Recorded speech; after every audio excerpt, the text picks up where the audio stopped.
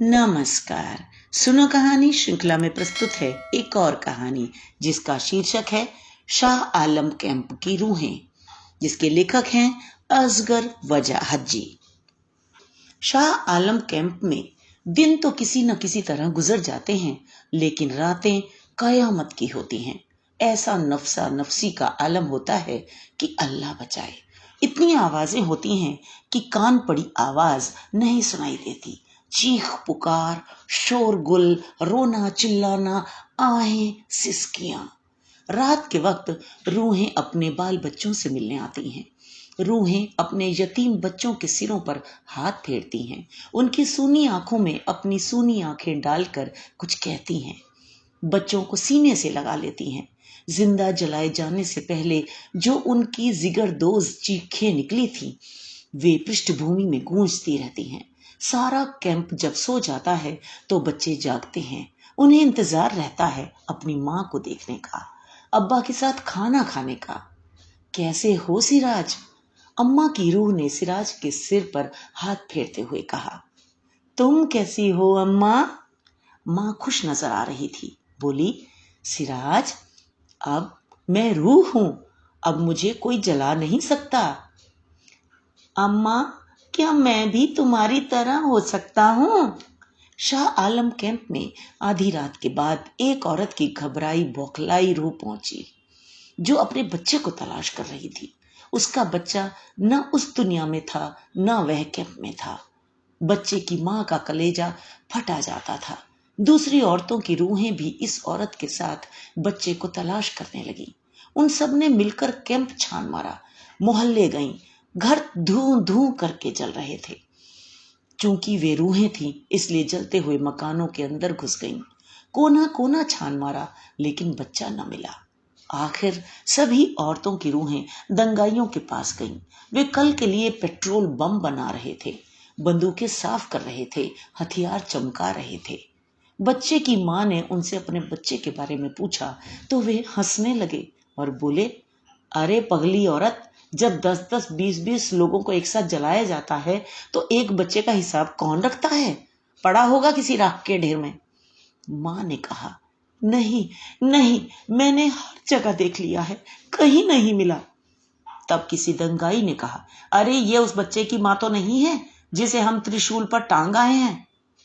Shah Alam camp में आधी रात के बाद रूहें आती हैं।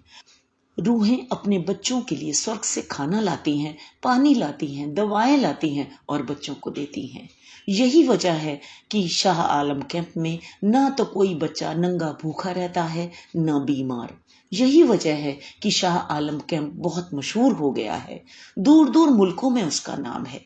दिल्ली से एक बड़े नेता जब शाह आलम कैंप के दौरे पर गए तो बहुत खुश हो गए और बोले, ये तो बहुत बढ़िया जगह है, यहाँ तो देश के सभी मुसलमान बच्चों को पहुंचा देना चाहिए। शाह आलम कैंप में आधी रात के बाद रूहें आती हैं। रात भर बच्चों के साथ रहती हैं, उन्हें निहारती हैं, उनके भविष्य के बारे में सोचती हैं, उनसे बातचीत करती हैं। सिराज, अब तुम घर चले जाओ, माँ की रूह ने सिराज से कहा। घर? सिराज सहम गया। उसके चेहरे पर मौत की परछाइयां नाचने लगी। हाँ, यहाँ कब तक रहोगे? मैं रोज रात में तुम्हारे पास आया करूंगी। नहीं, मैं घर नहीं जाऊंगा, कभी नहीं। कभी धुआं, आग, चीखें, शोर। अम्मा, मैं तुम्हारे और अब्बू के साथ रहूंगा। तुम हमारे साथ कैसे रह सकते हो सिक्कू? भाईजान और आपा भी तो रहते हैं ना तुम्हारे साथ। उन्हें भी तो हम लोगों के साथ जला दिया गया था ना। तब तब तो मैं घर चला जाऊंगा अम्मा। शाह आलम कैंप में आधी रात के बाद एक बच्चे की रूह आती है। बच्चा रात में चमकता हुआ जुगनू जैसा लगता है। इधर उधर उड़ता फिरता है, पूरे कैंप में दौड़ा दौड़ा फिरता है, उछलता कूदता है, शरारतें करता है, तुतलाता नहीं, साफ साफ बोलता है, माँ के कपड़ों से लिपटा रहता है, बाप की उंगली पकड़े रहता है। शाह आलम कैंप के दूसरे बच्चे से अलग यह बच्चा बहुत खुश रहता है। तुम इतने खुश क्यों हो बच्चे? तुम्हें नहीं मालूम? ये तो सब जानते हैं। क्या? यही कि मैं सुबूत हूं। सबूत? किसका सबूत? बहादुरी का सबूत हूँ। किसकी बहादुरी का सबूत हो? उनकी, जिन्होंने मेरी माँ का पेट फाड़कर मुझे निकाला था और मेरे 2 टुकड़े कर दिए थे। शाह आलम कैंप में आधी रात के बाद रूहें आती हैं। एक लड़के के पास उसकी माँ की रूह आई। लड़का देखकर हैरान हो गया।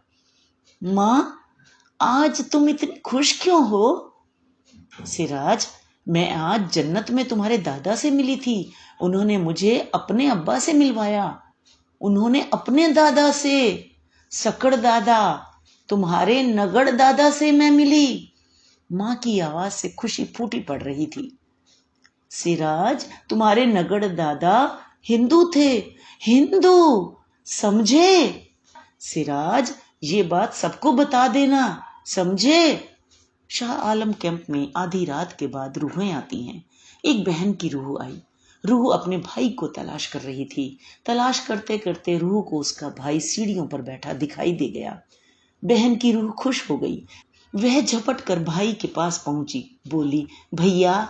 भाई ने सुनकर भी अनसुना कर दिया। वह पत्थर की मूर्ति की तरह बैठा रहा। बहन ने फिर कहा, सुनो भैया। भाई ने फिर नहीं सुना, न बहन की तरफ देखा। तुम मेरी बात क्यों नहीं सुन रहे भैया? बहन ने जोर से कहा और भाई का चेहरा आग की तरह सुर्ख हो गया। उसकी आंखें उबलने लगी। वह झपट कर उठा और बहन को बुरी तरह पीटने लगा। लोग जमा हो गए। किसी ने लड़की से पूछा कि उसने ऐसा क्या कह दिया था कि भाई उसे पीटने लगा। बहन ने कहा, नहीं सलीमा, नहीं, तुमने इतनी बड़ी गलती क्यों की? बुजुर्ग फूट फूट कर रोने लगा और भाई अपना सिर दीवार पर पटकने लगा। शाह आलम कैंप में आधी रात के बाद रूहें आती हैं। एक दिन दूसरी रूहों के साथ एक बूढ़े की रूह भी शाह आलम कैंप में आ गई। बूढ़ा नंगे बदन था, ऊंची धोती बांधे था, पैरों में चप्पल थी और हाथ में एक बांस का डंडा था। धोती में उसने कहीं घड़ी खोसी हुई थी। रूहों ने बूढ़े से पूछा, क्या तुम्हारा भी कोई रिश्तेदार कैंप में है? बूढ़े ने कहा, नहीं और हाँ। रूहों ने बूढ़े को पागल रूह समझकर छोड़ दिया और वह कैंप का चक्कर लगाने लगा। किसी ने बूढ़े से पूछा, बाबा, तुम किसे तलाश कर रहे हो? बूढ़े ने कहा, ऐसे लोगों को जो मेरी हत्या कर सकें। क्यों? मुझे आज से 50 साल पहले गोली मारकर मार डाला गया था। अब मैं चाहता हूं कि दंगाई मुझे जिंदा जलाकर मार डालें। तुम यूं क्यों मरना चाहते हो बाबा? सिर्फ ये बताने के लिए कि ना उनके गोली मारकर मारने से मैं मरा था और ना उनके जिंदा जला देने से मरूंगा। शाह आलम कैंप में एक रूह से किसी नेता ने पूछा, तुम्हारे माँ बाप हैं? मार दिया सबको। भाई बहन? नहीं है। कोई है? नहीं। यहाँ आराम से हो? हाँ है। खाना वाना मिलता है? हाँ मिलता है। कपड़े वपड़े हैं? हाँ हैं। कुछ चाहिए तो नहीं? कुछ नहीं। कुछ नहीं? कुछ नहीं। नेताजी खुश हो गए। सोचा, लड़का समझदार है, मुसलमानों जैसा नहीं है। शाह आलम कैंप में आधी रात के बाद रूहें आती हैं। एक दिन रूहों के साथ शैतान की रूह भी चली आई।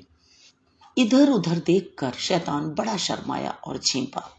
लोगों से आंखें नहीं मिला पा रहा था, कन्नी काटता था, रास्ता बदल लेता था, गर्दन झुकाए तेजी से मुड़ जाता था जिधर लोग नहीं होते थे। आखिरकार लोगों ने उसे पकड़ ही लिया। वह वास्तव में लज्जित होकर बोला, अब ये जो कुछ हुआ है इसमें मेरा कोई हाथ नहीं है। अल्लाह कसम, मेरा हाथ नहीं है। लोगों ने कहा, हाँ हाँ, हम जानते हैं, आप ऐसा कर ही नहीं सकते। आपका भी आखिर एक स्टैंडर्ड है। शैतान ठंडी सांस लेकर बोला, चलो, दिल से एक बोझ उतर गया। आप लोग सच्चाई जानते हैं। लोगों ने कहा, कुछ दिन पहले अल्लाह मियाँ भी आए थे और यही कह रहे थे। तो ये तो थी कहानी। मुझे आशा है आपको पसंद आई होगी। इसी तरह हमारे साथ जुड़े रहिए। तो मिलते हैं अगली कहानी में। धन्यवाद।